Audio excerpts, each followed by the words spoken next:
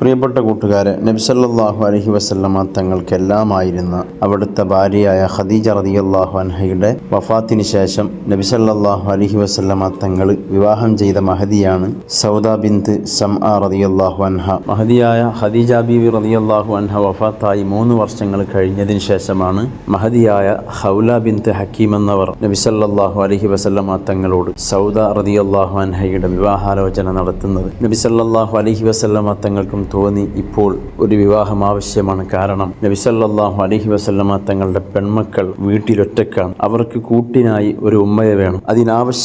അതിന് പാകമായ ഒരു വ്യക്തി തന്നെയാണ്, ഒരു മഹദി തന്നെയാണ് സൗദ റളിയല്ലാഹു അൻഹ എന്ന് നബി സല്ലല്ലാഹു അലൈഹി വസല്ലമ തങ്ങൾ മനസ്സിലാക്കിയിട്ടാണ് സൗദ റളിയല്ലാഹു അൻഹയെ വിവാഹം ചെയ്യുന്നത്. സൗദ റളിയല്ലാഹു അൻഹു നബി സല്ലല്ലാഹു അലൈഹി വസല്ലമ തങ്ങളുടെ വീട്ടുകാരിയായി അങ്ങനെ കാര്യങ്ങളൊക്കെ ഭംഗിയായി നിർവഹിച്ചു പോന്നു. സൗദ റളിയല്ലാഹു അൻഹയുടെ പെരുമാറ്റങ്ങളും സംസാരങ്ങളൊക്കെ വളരെ അധികം ഇഷ്ടപ്പെട്ടിരുന്നു. നബി സല്ലല്ലാഹു അലൈഹി വസല്ലമ തങ്ങൾ പലപ്പോഴും സൗദ റളിയല്ലാഹു അൻഹയുടെ സംസാരങ്ങൾ കേട്ട് ചിരിക്കുമായിരുന്നു. ഒരിക്കൽ നബി സല്ലല്ലാഹു അലൈഹി വസല്ലമ തങ്ങളോട് സൗദ റളിയല്ലാഹു അൻഹ പറയുന്നുണ്ട്, നബിയെ, ഇന്നലെ രാത്രി അങ്ങ് നിസ്കരിച്ചപ്പോൾ ഞാനും പിന്നിൽ നിന്ന് നിസ്കരിച്ചിരുന്നു. റുക്കോയിൽ നിന്നപ്പോൾ എൻ്റെ മൂക്കിലൂടെ രക്തം വരുമോ എന്ന് ഞാൻ പേടിച്ചു. ഞാൻ മൂക്ക് പൊത്തിപ്പിടിച്ചു. നബി സല്ലല്ലാഹു അലൈഹി വസല്ലമ തങ്ങളുടെ റുക്കോയിൻ്റെ ദൈർഘ്യത്തെ സൂചിപ്പിച്ചുകൊണ്ടുള്ള സൗദ റളിയല്ലാഹു അൻഹയുടെ വാക്കുകളായിരുന്നു ഇത് കേട്ട് നബി സല്ലല്ലാഹു അലൈഹി വസല്ലമ തങ്ങൾ ചിരിച്ചുപോയി. പിന്നീട് നബി സല്ലല്ലാഹു അലൈഹി വസല്ലമ തങ്ങൾ വഫാത്തായതിനു ശേഷം മഹദി അവർ വീട്ടിൽ തന്നെ അടങ്ങിയൊതുങ്ങി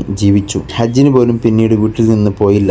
ഞാൻ നിർബന്ധമുള്ള ഒരു ഹജ്ജ് ചെയ്തിട്ടുണ്ടല്ലോ, ഇനി ഞാൻ അള്ളാഹു കൽപ്പിച്ച പോലെ വീട്ടിൽ തന്നെ അടങ്ങിയൊതുങ്ങിയിരിക്കലാണ് ഏറ്റവും ഉത്തമം എന്ന് മനസ്സിലാക്കി വീട്ടിൽ തന്നെ കഴിയുകയായിരുന്നു. ഇതാണ് സൗദ റളിയല്ലാഹു അൻഹയുടെ ജീവിതശൈലി. പിന്നീട് ഉമർ ഇബ്നുൽ ഖത്താബ് റളിയല്ലാഹു അൻഹുവിന്റെ ഭരണത്തിന്റെ അവസാന കാലത്ത് അവർ ഈ ലോകത്തോട് വിട പറഞ്ഞു.